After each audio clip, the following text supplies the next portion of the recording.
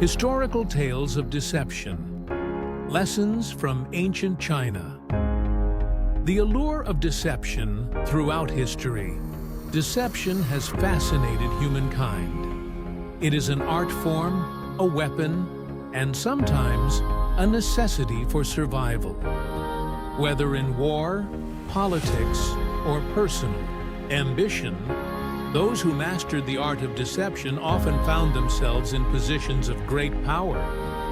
Ancient China, with its vast history of warring states, shifting dynasties, and elaborate court politics, provides some of the most compelling tales of deception.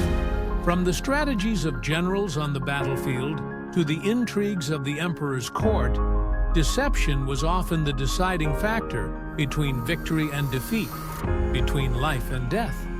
But deception is a double-edged sword. While it may bring temporary success, it often carries a heavy price. By revisiting the tales of deception from ancient China, we gain insight into the psychology of manipulation, the consequences of deceit, and the enduring lessons that apply even in our modern world. There be many faces of deception in ancient China. This exploration will examine three key dimensions of deception in ancient China. First, we will study battlefield deception through the lens of military strategists and generals who used cunning rather than brute force to achieve victory. Next, we will venture into the treacherous imperial courts, where schemes and manipulations determined who would rise to power and who would fall from grace. Finally, we will consider the philosophical and moral implications of deception within both Confucian and Taoist frameworks, examining when deception might be justified and when it becomes corrupting. The art of disguise and deception in warfare. Disguise as a weapon. The use of disguise and deception was a common tactic in ancient China, allowing individuals to outwit their enemies or achieve their ambitions undetected. Masters of deception could fabricate stories, assume false identities, or use psychological tricks to mislead their adversaries.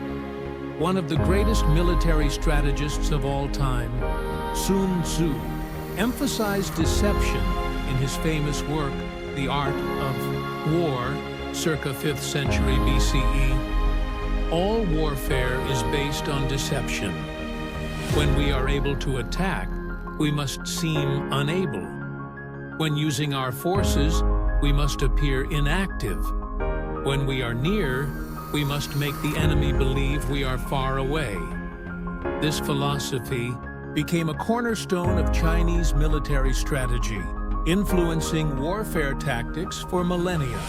The empty fort strategy, psychological warfare. A famous example of deception in battle was Zhuge Liang's empty fort strategy, Gongchengji, Gongchengji. During the Three Kingdoms period, 228 CE, Zhuge Liang, the Chancellor of Shu, found himself defending the city of Xicheng with minimal troops. His forces were vastly outnumbered by the approaching Wei army led by Sima Yi. Rather than attempting a doomed defense, Zhuge Liang ordered the gates of the city to be thrown open and stationed himself atop the walls, calmly playing the guqin, a Chinese zither. While burning incense, he instructed the few soldiers he had to disguise themselves as civilians and sweep the streets.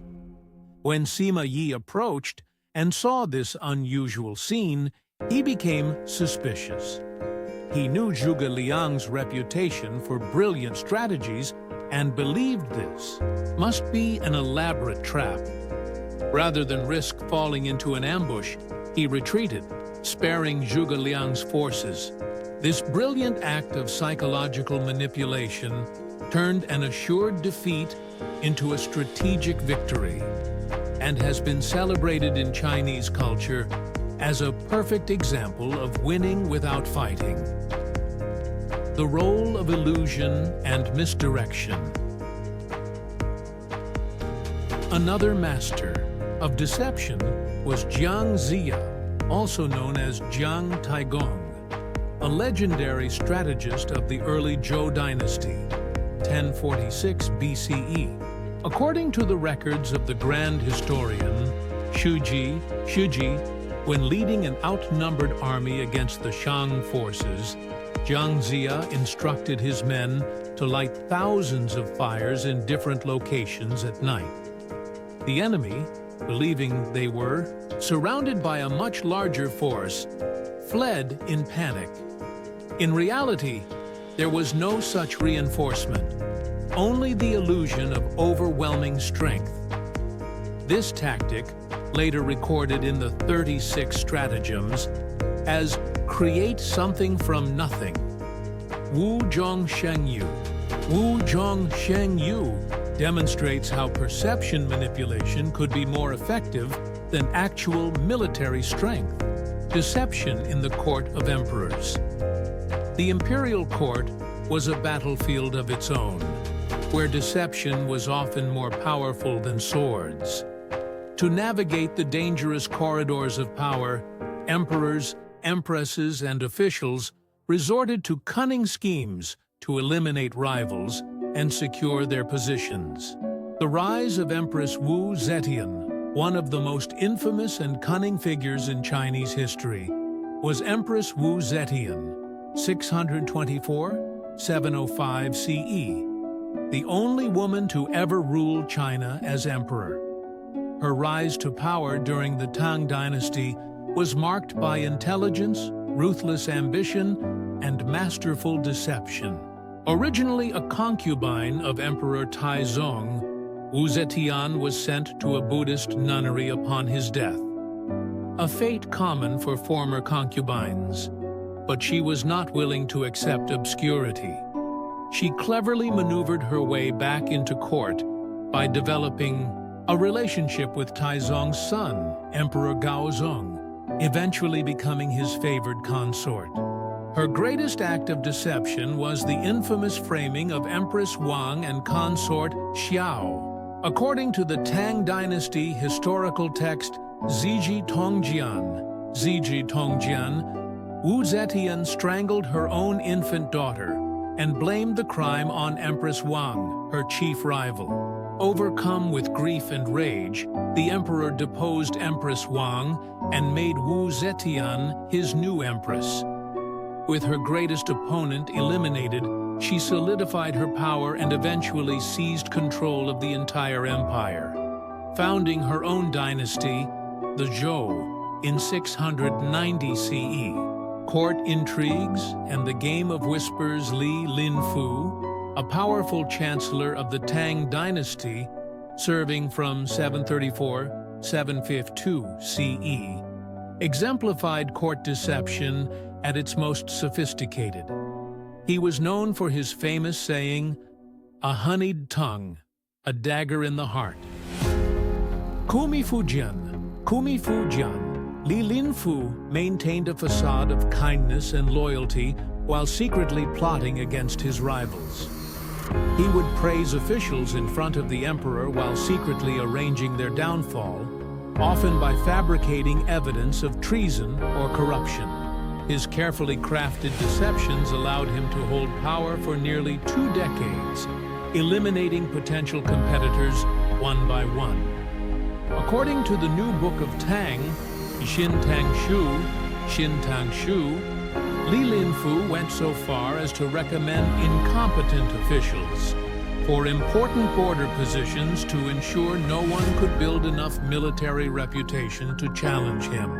This strategy, while temporarily successful, ultimately weakened the Tang dynasty's defenses and contributed to the devastating Anlushan rebellion after his death. The 36 Stratagems, a guidebook to deception. The 36 Stratagems. Sanshiliuji,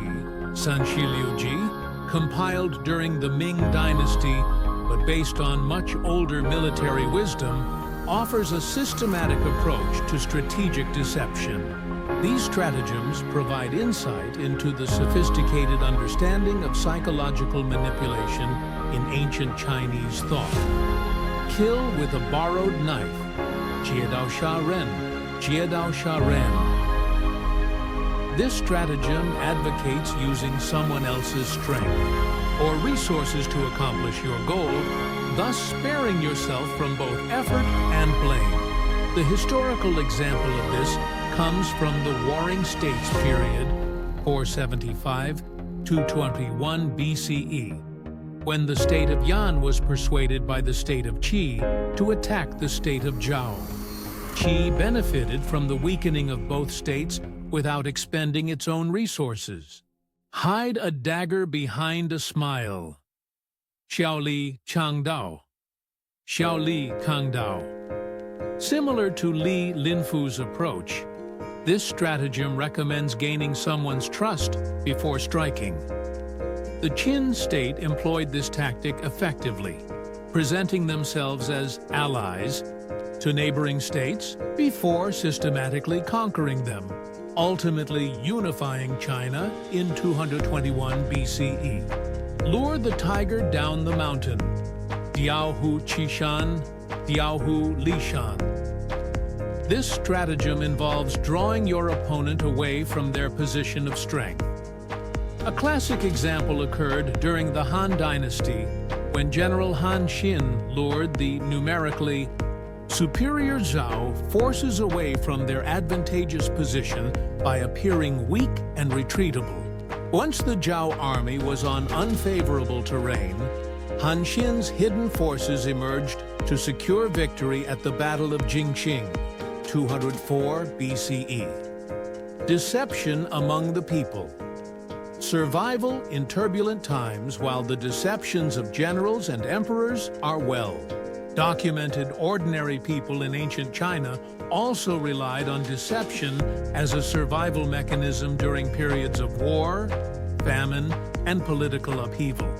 During the chaotic transition between dynasties, many families would adopt multiple surnames, allowing them to adapt their identity depending on which faction controlled their region. According to folk histories from the late Ming and early Qing, transition, 1644 to 1645, villagers in Jiangnan would sometimes maintain two sets of clothing and cultural practices, one Han Chinese and one Manchu, switching between them depending on which army was passing through.